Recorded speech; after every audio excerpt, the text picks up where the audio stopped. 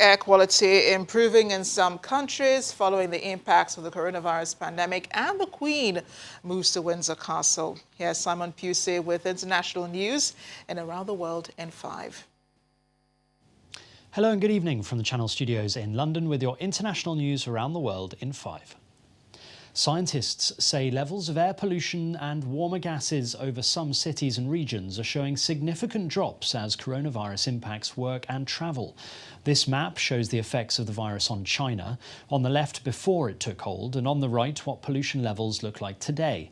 Researchers in New York said their early results showed carbon monoxide mainly from cars had been reduced by nearly 50% compared with last year.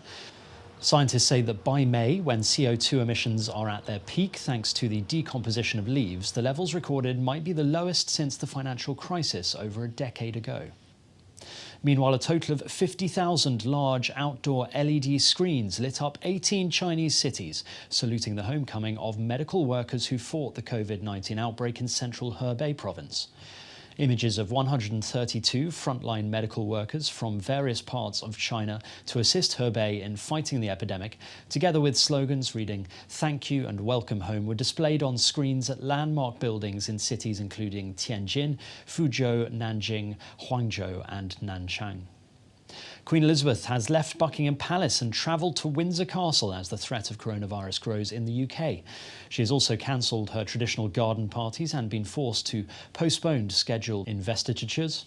The precautionary measures follow the government's announcement that the spread of the coronavirus in London is thought to be some weeks ahead of the rest of the UK. The campaign group Human Rights Watch has criticised the Malian military and the UN for failing to prevent a massacre in a remote Fulani village which left at least 35 people dead. Last month's attack by a Dogon ethnic militia in Ogusagu happened straight after the Malian army had withdrawn from the area. Soldiers had been positioned there to offer protection following another attack in the same village a year ago in which 150 people were killed. The rights group learnt that frantic calls were made to the Malian authorities as well as to the UN peacekeeping mission, warning of an imminent attack. Eyewitnesses said a UN convoy passed through the village an hour before the killings began. The acclaimed Australian gynaecologist and humanitarian Catherine Hamlin has died in the Ethiopian capital Addis Ababa at the age of 96. Dr. Hamlin and her husband Reginald co-founded a network of clinics in Ethiopia offering free reconstructive surgery for a traumatic injury caused by difficult childbirth that leaves women incontinent and often socially isolated. After her husband's death in 1993, she continued to build on their work. She was twice nominated for the Nobel Peace Prize and received numerous awards. She became an honorary Ethiopian citizen in 2012. Some 60,000 women have had life-changing operations at the Hamlin's dedicated fistula hospital in Addis Ababa since. Well, yesterday we told you about a protest in Madrid. Well, now it's Sao Paulo and Rio de Janeiro, which have seen the so-called pots and pans protests. The sounds of banging pots and pans were heard across skyscrapers as Brazilians took to their balconies and windows to protest against President Jair Bolsonaro's handling of the virus pandemic. It's after criticism that he underestimated the potential threat the virus holds. The number of cases in Brazil has more than doubled over the past 3 days to at least 291. And finally, amid a reported mask shortage in Rwanda, a tailor is offering a colourful alternative, though the Africa Centre for Disease Control says masks will not protect against coronavirus. David Doyle reports. Wearing a mask amid the coronavirus crisis doesn't have to be a drab experience. In Kigali, tailor Alexander Nshimimana is making colourful alternatives using traditional fabrics. Because of the lack of the masks, we decided to use our traditional material to make them so that they can have the mask to everyone. Residents in Rwanda say masks are in short supply, and those that are available are being priced out of reach for the average person. Nshimimana's masks using kitenge sell for about 50 US cents each, compared with up to $2.50 in pharmacies. However, the Centers for Disease Control says masks, even those bought from a pharmacy, do not protect people, though they may slow an infected person from passing the disease on. A spokesman for the Africa Centre for Disease Control said, quote, "Let's clarify that a mask will not protect you from the infection. It will protect others, if you wear it, from getting infected should you have symptoms." Rwanda recorded its first case of COVID-19 on Saturday, and there have been several more since. The government has flooded the capital Kigali with portable basins for hand washing. Schools, universities, churches and courts are closed nationwide, and some flights have been suspended. And that's your international news around the world in 5. Now back to the Channel studios in Lagos. Thanks, Simon. Ayotunde Balogun standing by with sports news.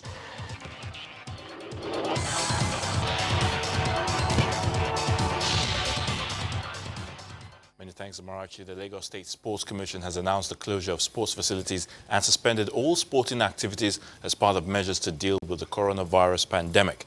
The Commission stated that as a responsible body, the safety and well-being of recreational and professional athletes, as well as the general population, is of high priority to the government. The Commission asked operators of private sports facilities, gyms and fitness centers, and organizers of sporting events to follow this directive.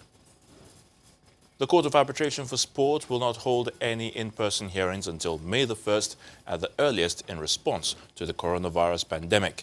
In a statement, the CAS said it had encouraged arbitrators and parties to have hearings by video conference or cancel them altogether and consider evidence based on written submissions. CAS said hearings in cases where video conferences are not possible must be postponed until May or later, and conceded it may have to extend the prohibition of in-person proceedings beyond that date. Turkey's football, basketball and volleyball leagues have been suspended or have suspended matches indefinitely owing to the widening outbreak of the coronavirus. A Turkish sports minister said the country is bowing to pressure from players and coaches after many other countries called off sporting events. Trabzonspor FC announced on Tuesday that it had mutually agreed to part with former Super Eagles captain John Mikel Obi.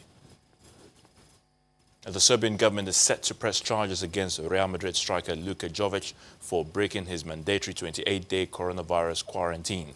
Serbia's President Alexander Vučić declared a state of emergency on Sunday to curb the coronavirus outbreak in the nation.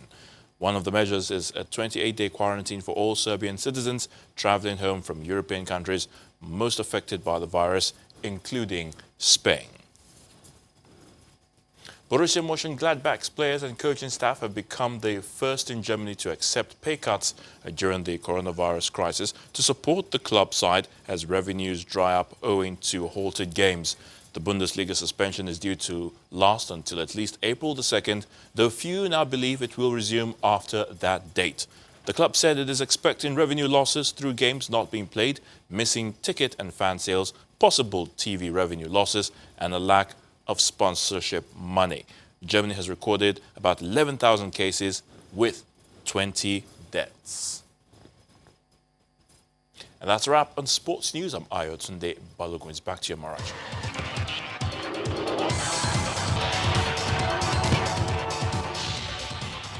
And the main news again, the Lagos State government confirmed 4 new cases of the novel coronavirus.